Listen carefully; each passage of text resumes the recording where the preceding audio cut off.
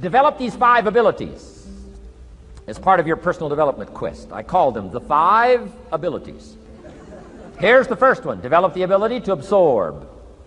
The ability to soak it up like you're doing today. Be like a sponge. Don't miss anything. And not just the words. It's true, don't miss the words, but don't miss the atmosphere. Don't miss the color. Don't miss the scenario. Don't miss what's going on. Most people are just trying to get through the day. Here's what I want you to be committed to do. Learn to get from the day. Don't just get through it, get from it. Learn from it. Let the day teach you. Join the University of Life. Second, learn to respond. The ability to respond means let life touch you. Don't let it kill you, but let it touch you. Let sad things make you sad. Let happy things make you happy. I'm telling you, give in to the emotion. Let the emotion strike you, not just the words, not just the image. Let the feeling strike you. Let the emotion strike you. Here's what's important. Our emotions need to be as educated as our intellect. Our emotions need to be educated as well as our intellect. It's important to know how to feel. It's important to know how to respond. It's important to let life in, let it touch you. We've covered the first 2 abilities in the personal development quest. One is the ability to absorb, don't miss anything, pay attention.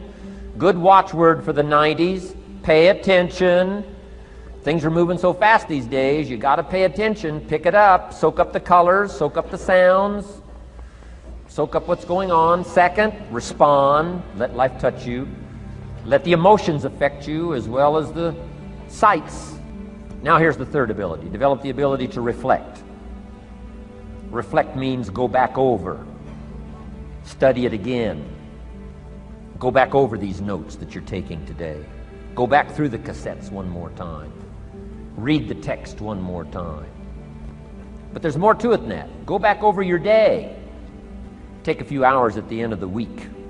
Call time to reflect. Go back over your day timer. Go back over your calendar. Go back over your appointment book. Where did you go and who did you see and how did it feel and what went on? Capture that week. A week is a pretty good chunk of time. Next, take half a day at the end of the month. Call time to reflect. And do the same thing again. Go back over what you read. Go back over what you heard. Go back over what you saw. Go back over the feelings to capture it so that it serves you. Next, take a weekend at the end of the year to establish this year now firmly in your consciousness, firmly in your experience bank, so that you've got it, so that it never disappears. Good ability to acquire, the ability to reflect. Go back over. Remember. Remember. Remember. It's so valuable to be able to remember the thought, remember the idea, remember the experience, remember the occasion, remember the day, remember the weather, remember the emotion, remember the complexity, remember the highs, remember the lows. So valuable at the end of the day. Lock that day in. Lock the month in. Lock the week in. Lock the year in. Old Testament says a unique scenario unfolded according to the law, and that was they worked 9 years, and the 10th year was a sabbatical. The 10th year, work 9, take the 10th year, and not just to relax, not just to replenish, not maybe just to get physically in shape. Change of pace, we call it in the modern society, but not just for that. I'm sure that in ancient days, that sabbatical was to go over the last 9 years, what went right and what went wrong, and what worked well and what didn't work well. And how did you grow, and how did you learn, and how did you change, and what have you got now after 9 years that you didn't have at the beginning of the 9 years? See, that's so valuable, a sabbatical, some time. There's also something to be said for solitude when you reflect. Sometimes you can reflect with somebody. Husband and wife reflect on the past year, right? Parents reflect with their children on the past year. How did we do it, and how didn't we do it, and how could we improve? Colleagues can reflect with each other. But now here's one of the most important. You've got to learn to reflect with yourself. There's something to be said for solitude. There's something to be said for taking those occasions to shut out the world and shut out everything else for a while, Now here's why it's important to reflect. To make the past more valuable to serve you for the future. Here's what's really powerful, learning to gather up the past and invest it in the future. Gather up today and invest it in tomorrow. Gather up this week and invest it in the next week. Gather up this year and invest it in the next year. See, that's so powerful, rather than just hanging on one more year, hanging in there, seeing what's going to happen. Learn, study. This is part of the personal development quest, becoming better than you are, more valuable than you are, not just in terms of economics, in terms of motherhood, in terms of fatherhood, in terms of being a better brother, a better colleague, making a better contribution to the family, to society, to the community, to the church, to the office, to the commitment, to the partnership. Doesn't matter what it is that has value. Work on yourself, then you bring more value to the partnership, to the marriage, to the franchise, to the corporation, to the enterprise, to the community, to the nation. Self-development, personal development. The best contribution you can make to someone else is self-development, not self-sacrifice. Self-sacrifice only earns contempt. Self-development earns respect. Here's number 4, develop the ability to act. Take action. Not hasty if it isn't required, but don't lose much time. Here's the time to act. When the idea is hot and the emotion is strong. That's the time to act. You say, Mr. Rohn, I'd like to have a library like yours. See, if you feel strong about that, what you got to do is get the first book and then get the second book. Before the feeling passes and before the idea gets dim, action pronto, action immediate, action as soon as possible. Because if you don't, here's what happens. We call it the law of diminishing intent. We intend to when the idea strikes us. We intend to when the emotion is high. But now if you don't translate that into action fairly soon, now the intent starts to diminish. And a month from now it's cold. A year from now, can't be found. So act. Set up a discipline when the emotions are high and the idea is strong and clear and powerful. That's the time to set up the discipline. Somebody talks about good health and you're stirred. Says, right, I need to get a book on nutrition.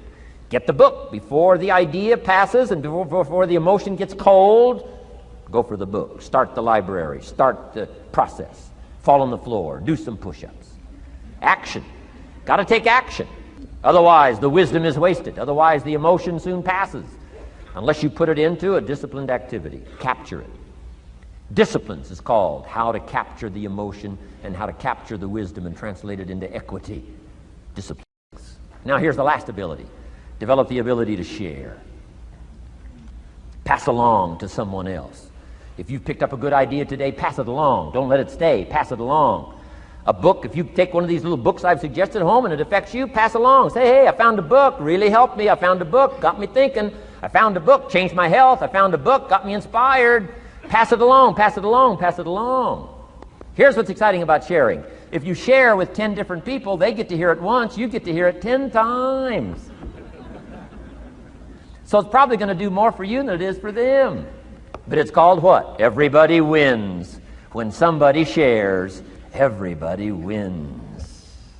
Share your ideas, share your experiences, share your knowledge. You can have just as much pleasure as I do. I said, giving this seminar, this is one of my joys in life. Give a seminar like this, make the best investment I can of words and spirit and heart and soul and time, energy. I don't have to work this hard.